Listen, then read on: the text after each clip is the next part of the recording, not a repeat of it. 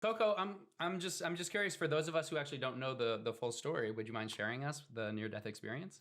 When I was 16, I was getting ready that evening. My parents had gone out for the evening, and I was getting into the shower to prepare for a high school production of Oklahoma in which I was playing chorus member.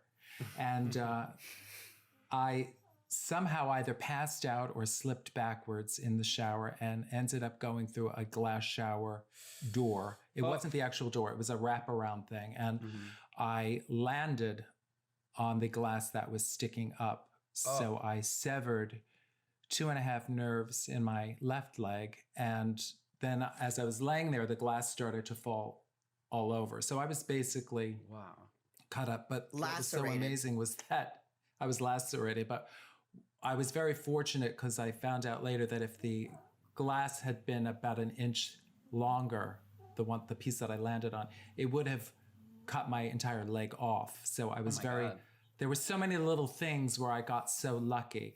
And so when I stood up, what was amazing was that I was looking around the shower thinking, who is screaming like that? And I can look back now and say that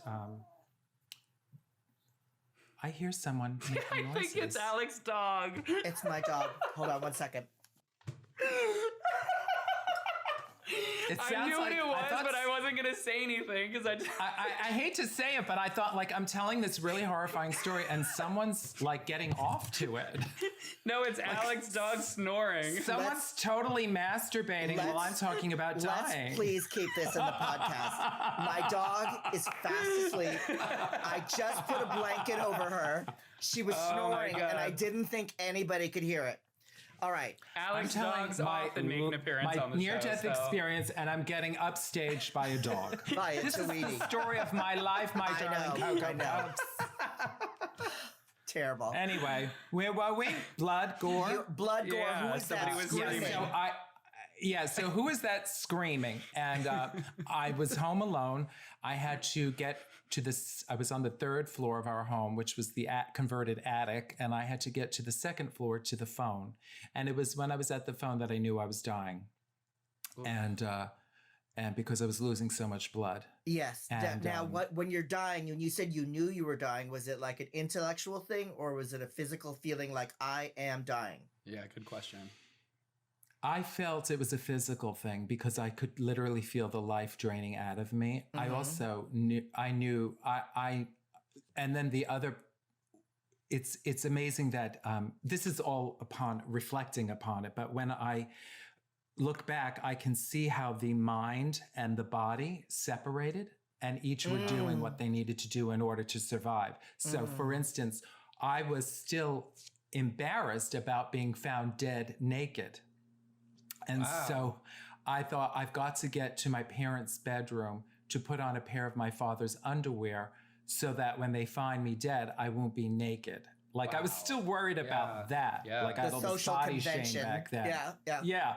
So I get to my parents' bedroom and they have this big mirror in their bedroom. And I remember looking into the mirror, but in order for my body to survive this accident, my mind was immediately erasing the reflection. So I was looking in the mirror, but unable to see my reflection.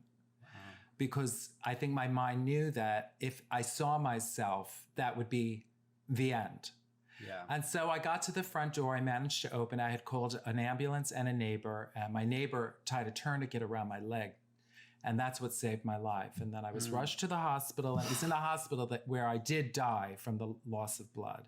And but they brought me back. You were pronounced dead at some point. Well, I don't think they pronounced me dead, but they knew that my brother had looked in on me because he was a police officer and they had called him in. And so when the doctors had stepped out for a moment and he happened to look in, my eyes had rolled back into my head. So they came rushing back in to bring me back. And so I was told that, we lost you for a little bit there. You know, that's the way I was told. I remember that part of the story is you told it when you said it live that the nurses on the floor referred to you as, you were the boy that died.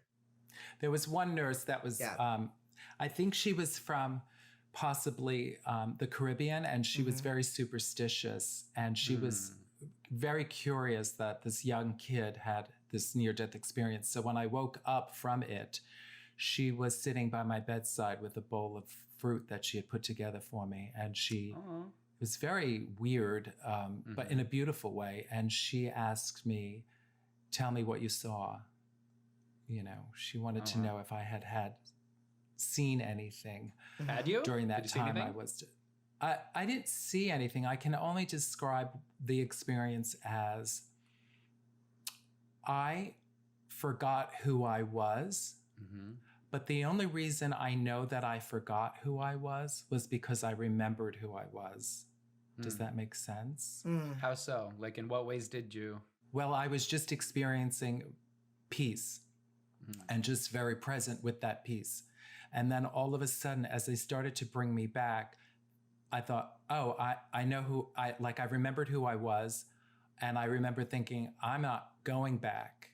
And then all of a sudden I opened my eyes. And as soon as I opened my eyes, I think part of that being human, then I immediately was flooded with fear and the will to survive again.